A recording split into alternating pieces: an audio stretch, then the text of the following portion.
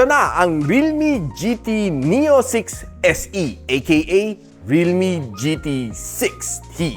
This phone is being powered by the Qualcomm Snapdragon 7 Plus Gen 3, 50MP camera with OIS, 32MP selfie camera na may 4K recording, 5,500 mAh of battery na may 100 watts na fast charging. Lahat ng specs na yan and more for less than 17,000 pesos. Interested? Don't go away after this quick intro.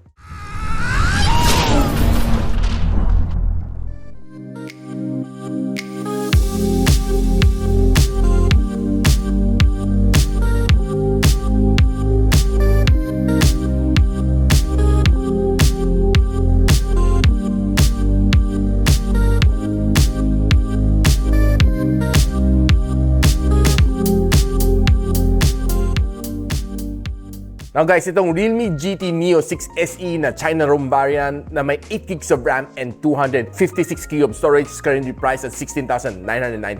Silipin nyo na lang sa link on the description box below if you're interested to buy this one. But this one is going to come out dito sa Philippines as the Realme GT 6T. So abangan nyo yan, but I don't think kaya niyang tapatan ang presyo ng China ROM. Exactly the same lang siya, except yung kanyang ROM is, well, this one is China ROM and the other one is global ROM. Yun lang. Now, one of the things na magugustuhan mo dito sa phone is quite slim siya. I love the way it is and kita mo dito sa likod, shiny dito sa kanyang camera module which is flat lang, no? Hindi siya nakaumbok. And dito rin sa ilalim niya is also glossy finish, so expect mo maraming fingerprints. Except siguro gamitan mo ng case niya. What's nice dito sa kanya camera bump is not so thick. So meaning very less wobble pag nilagay mo sa table. Now pag sinundod mo ka ng SIM tray, you can support 2 5G SIM and walang microSD expansion. And another thing na gusto ko rin dito sa kanya is that meron siyang curved screen display. And if you're one of my followers, alam nyo na mahilig ako sa mga curved screens. And this phone is currently running on Android 14 and meron siyang Realme UI 5.0.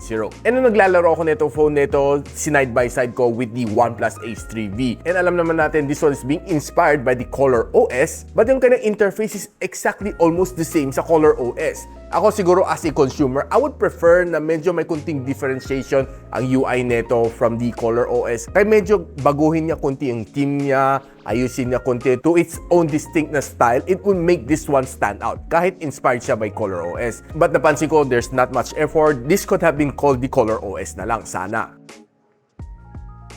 Now, the Snapdragon 7 Plus Gen 3 is quite a powerful chip and nakapag-score siya ng 1.36 million points dito sa AnTuTu benchmark. Kung binignan mo siya, this is the score that you'll be getting. Near 3,000 ang kanyang loop score and just 60% ang kanyang stability. Ito ang score na nakuha na dito sa CPU benchmarking sa Geekbench and ito naman sa GPU benchmarking. Okay naman ang kanyang thermal throttling, it throttled to 81% ang kanyang max performance. Now, the phone na ito has a big battery, 5,500 mAh of battery, but the good thing dito is hindi siya mabigat. This phone is just weighing in at around 190 grams and for me, it's quite lightweight. And another good thing dito sa kanya, pwede ka mag-charge as fast as 100 watts dito. So meaning charging from 0 to 100 takes around mga 30 minutes tapos na mag-charge to. And despite mabilis mag-charge tong phone na ito, matagal siya mag-drain. To my surprise, this one sinalang ko sa PC Mark na battery stress test. Nakakuha siya ng 17 hours and 18 minutes na screen on time dito, which means yung Snapdragon 7 Plus Gen 3 is very battery efficient. And nung ginagamit ko to as my daily driver, halos 2 araw kaya niya magtagal as long as you're using it normally.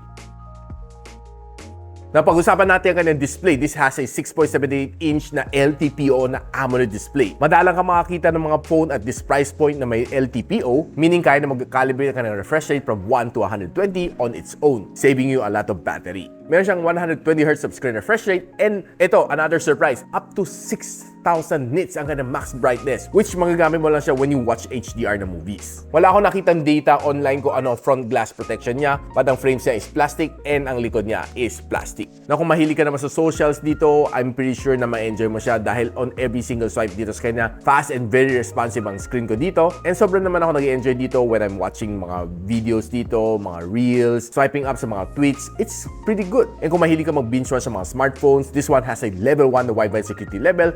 And if you're watching naman mga videos sa YouTube, I'm pretty sure na mag-enjoy ka dito dahil okay ang kanyang display. I love the way it is. Punchy ang kanyang mga colors and very lively when you're watching HDR content. Now, naglaro tayo ng 4 games dito sa phone na ito. I played Call of Duty Mobile, Call of Duty Warzone, Genshin Impact, and Farlight 84. Pagdating na sa Call of Duty Mobile, I'm pretty sure sobra ka mag-enjoy dito. Sobrang okay ang controls na dito, very responsive ka ng screen, and pretty much wala ka mafe-feel talaga na lags dito or frame drop. And if you're playing this for roughly 30 minutes, ang pinakamainit na kaya abutin na itong phone na ito is around mga 42 degrees Celsius. Now, if you're playing Warzone dito sa GT Neo 6 SE, okay ang kanyang graphics. I would say na sinet ko naman siya sa highest na kaya na. And you'll be feeling some frame drops, lalo na kung tumatakbo ka. Mapapansin mo, pag nagsiswing ka sa left and right, may slight lag ka talaga mafe-feel dito. Probably medyo kulang pa sa optimization tong phone na ito, or probably medyo hirap siya i-handle itong Warzone. And probably one of my suggestions, medyo lower down mo lang ka ng graphical settings to be able to play better. But nung nilaro ko siya ng sagad-sagara ng kanang graphic settings, okay naman siya. But probably you won't enjoy it as much as you lower down yung kanang graphical settings kasi mafe-feel mo talaga yung mga frame drops dito sa kanya. The controls is okay, and yung kanang touch response dito is okay, and pinakamainit na na-achieve na dito is around mga 44 degrees Celsius after playing for 30 minutes. Now, sa Genshin Impact, sinagad ko rin ang kanang graphical settings dito, and nilagay rin siya sa GT mode, so meaning sobrang bigay ang phone na ito, and medyo uminit siya. To be honest with you, this one reached 49 degrees Celsius after playing for mga 30 minutes, but the gameplay was really nice. Halos wala ka mafe-feel masyadong na lags or frame drops, and I would say okay ang performance nito phone na ito pagdating dito sa game na ito. I enjoyed the Genshin Impact better than I enjoyed the Warzone dito. Pagdating sa Farlight 84, pwede mo rin sagad siya sa all high settings. Playing 3 VR matches for 1 hour dito, it was good. Smooth siya, okay ang kanyang gameplay, enjoy naman ako dito sa kanya, and halos wala ako ng feel na frame drops kanya, even sinagad-sagad ko siya. And to my surprise, hindi siya kasing init na Genshin Impact. 44 degrees Celsius ang kanyang pinakamainit na inabot, and chinek natin using my Malsi na thermal scanner. Now, moving on sa kanyang camera, I know this is a gaming phone, but gusto din natin i-check kung gaano kaganda ang kanyang camera. I know ng mga GT series, the Realme, maganda rin ang kanyang mga camera. So, silipin muna natin. So, this one has a 50MP na OIS na main camera sensor with an aperture 1.9 and 8MP na may aperture of 2.2, and meron siyang 112 degrees sa field of view. This one can shoot you up to 4K and 60, and meron din siyang 32MP na selfie camera which can shoot you up to 4K and 30. Now, one of the things that you would really love about dito kay Realme GT Neo 6 SE is magandang ka ng mga shots when you're using it outdoors. Taking some shots like this one, ang bilis na mag-capture.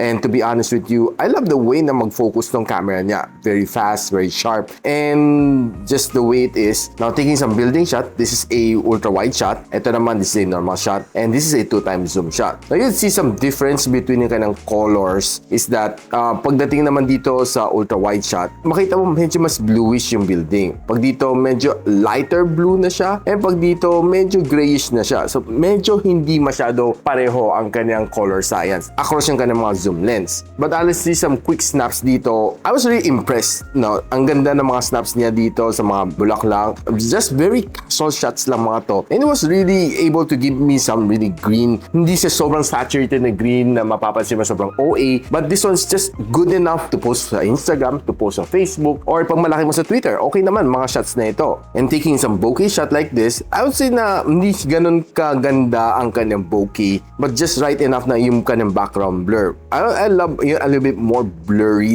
dito sa likod, but this is just a normal shot na hindi masyado blurred ang kanyang background. And again, playing with yung kanyang ultra-wide lens, this is a ultra-wide shot, this is a normal shot, and this is a 2x zoom shot. So, I'll say kahit 2x zoom, medyo foggy lang, no? So, zooming it for 2x, okay pa rin naman siya. Now, if you use yung kanyang camera naman to take some food shot, I was able to take in some really nice snaps, no? Makita mo dito, sharp naman ang kanyang photo, and pag zoom in mo, makita mo yung mga oil naman dito sa mga prito na to. And ito, maganda rin ang kanyang pagka-capture dito, no? Even though this is a low light shot and some of these foods dito sa table, feel ko medyo a little bit overexposed dahil siguro nakatapat sa kanyang halogen bulb. But overall, the goodness of these foods are looking good. And taking some cake shot like this, maganda, sharp ang ganda photo, and makulay. And probably this is one of the colorful shot na nakuha ko dito. Ang sarap kainin nito, no? And taking some shots sa loob ng coffee shop, see ang ganda ng kanyang ambience, magandang pagka-picture dito. And further, taking some shots like this, looks nice and really sharp. I really love it. And even taking some plant shot on indoor, looks pretty good. Now, if you bring this one for night photography, I would say na this is a ultra-wide shot, this is a normal shot, and this is a 2x zoom shot. I'm impressed dito sa kanya night mode na I was still able to capture something like this, still very sharp kahit gabi na, no? And further taking some shots sa gabi, it looks really nice. Now checking some selfie shot dito, I'd say maganda. Mga photos na nakuha ko dito from the selfie camera, except siguro pag medyo maliwanag ang araw, medyo mapapansin mo a little bit more overexposed ang photos. Now kung hindi naman masyado nakatapat siya araw, you'll be able to take in some really nice shot like this one. Now pagdating mo sa indoor, okay naman ang kanyang shots. Probably not the best, but mapapansin mo it's a little bit softer compared sa outdoor shot. But ang kanyang selfie camera for me is pretty not bad. Now, using its front-facing camera, medyo may kunting focus hunting siya. Lalo na kung naglalakad ako, no? Hindi naman siya sobrang jittery. But pansin ko pa naglalakad ako, medyo naging blurred ako konti. Probably because medyo hirap ang kanyang focusing. But if you're using the rear camera, this is probably one of the better ones na nakita ko at this price point. Yung kanyang camera is pretty nice, solid ang kanyang output, very sharp ang mga photo, the color is really nice, and hindi siya shaky. So guys, ano masasabi ko dito sa Realme GT Neo 6 SE or aka Realme GT 6 ni Turbo 3? And yung kanyang price point is almost the same except siguro 8S Gen 3 na si Realme Turbo 3. This one is a 7 Plus Gen 3. Hindi naman sobrang layo ang kanilang performance. I would say this is definitely a good one. For me, ang winning factor dito sa phone nito is curved screen display over sa flat ng Turbo 3. Pero pagdating sa performance, I think medyo mas lamang konti si Turbo 3. Kanyang presyo is almost the same, hindi nagkakalayo. Maganda namang competition dito. You can choose between the Realme GT Neo 6 SE and the Redmi Turbo 3. Both are really good devices. Let me know kung ano napusuan ninyo on the comment section below. Now, if you like this video, don't forget to share it to your friends. And kung gusto naman malaman kung saan ito mabili, I'll be posting on the description box below. And a subscription to this channel would definitely be appreciated. I'll see you in the next one. And so, ako para si Richmond, and you're watching Gadget Sidekick. Like and subscribe to my channel. Don't forget to hit that notification bell. For one of my latest uploads, click the dito. And for one of my popular uploads, click here.